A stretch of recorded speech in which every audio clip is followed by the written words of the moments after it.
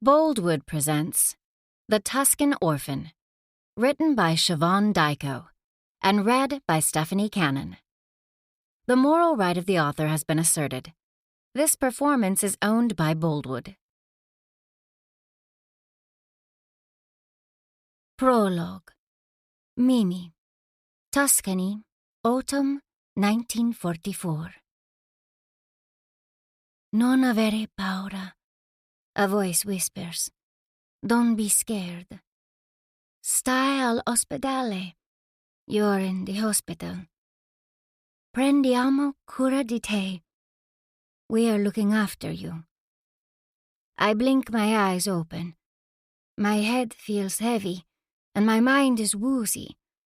There's a lady sitting on a chair right beside me.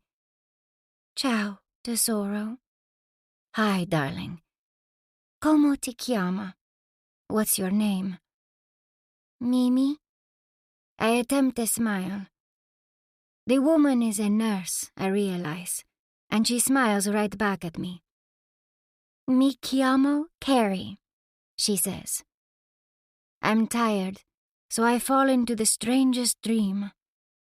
I was huddling with my friends in the back of a truck, my heart booming.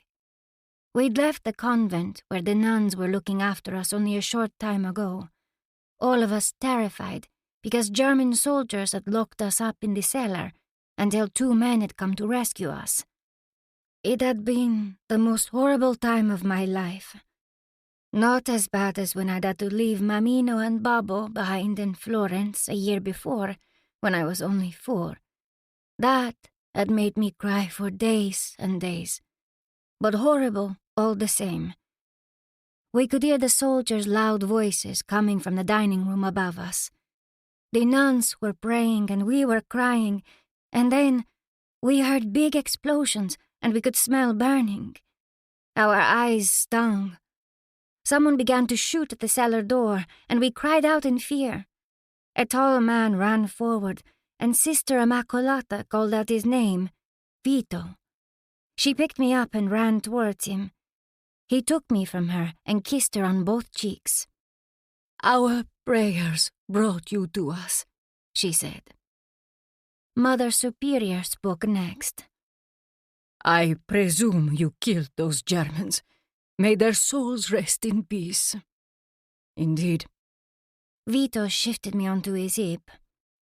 We'd best go back upstairs and work out a plan. We met another man in the hallway, and Vito asked him to check on the German vehicle outside. Ciao, he said, before introducing himself. I felt shy and buried my face in his chest.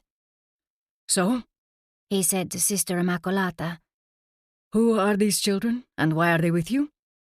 They're Tuscan, from Florence. Their parents are Jewish and went into hiding from the SS after the Wehrmacht occupied the area.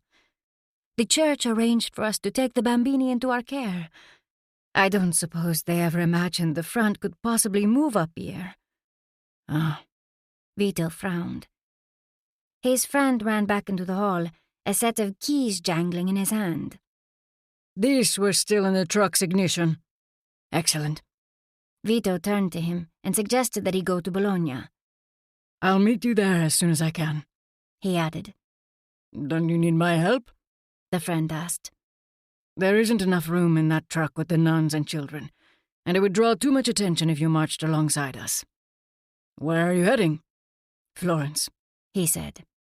My heart leapt. We were going home.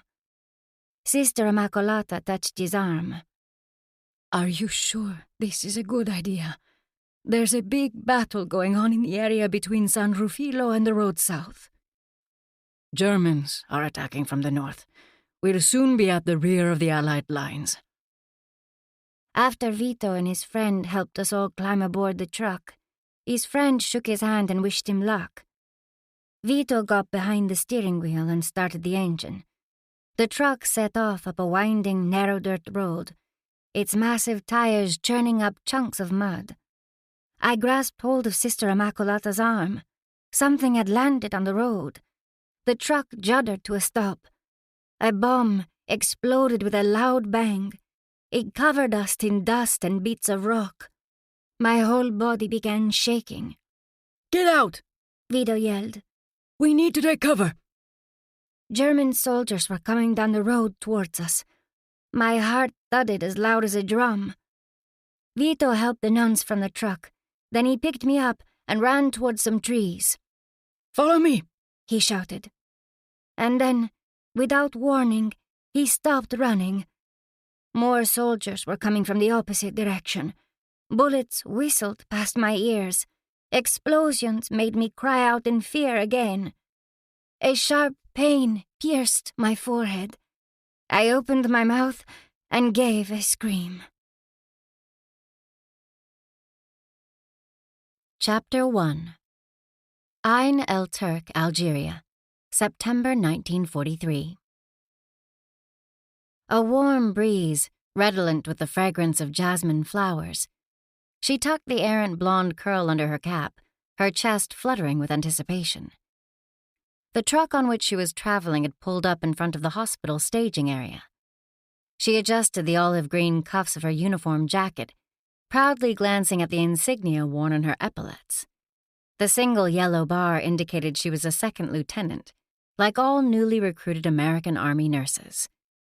The gold-colored U.S. pin worn on both of her collars and the golden caduceus with a red N on each lapel shone brightly in the African sunshine as she climbed down from the back of the 4-ton vehicle, about to start the biggest adventure of her life.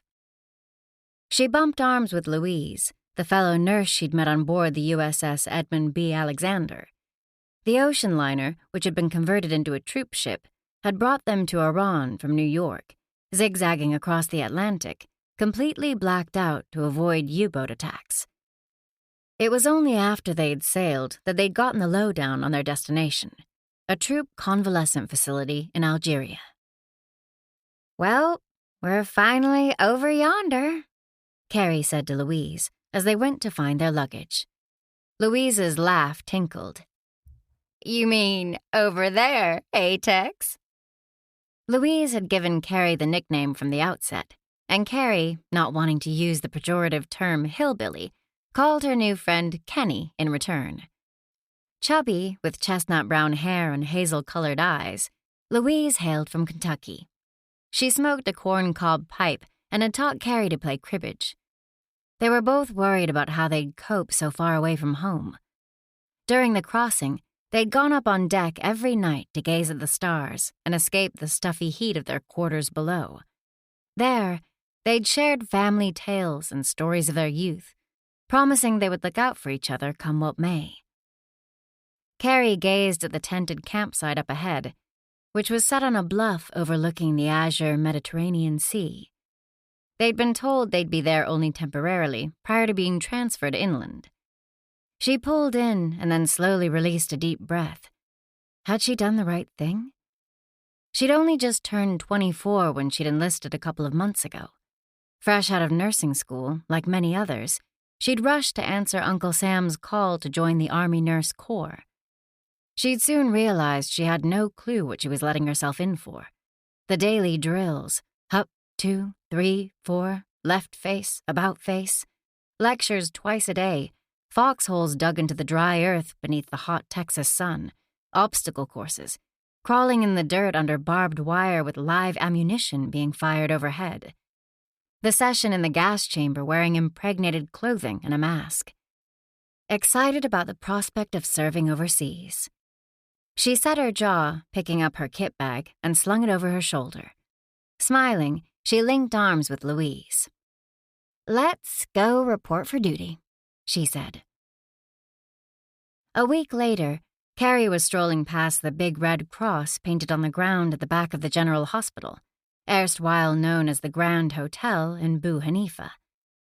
The building rose out of the desert like an Art Deco mirage and had been a hot water spa resort before its requisition by the U.S. military.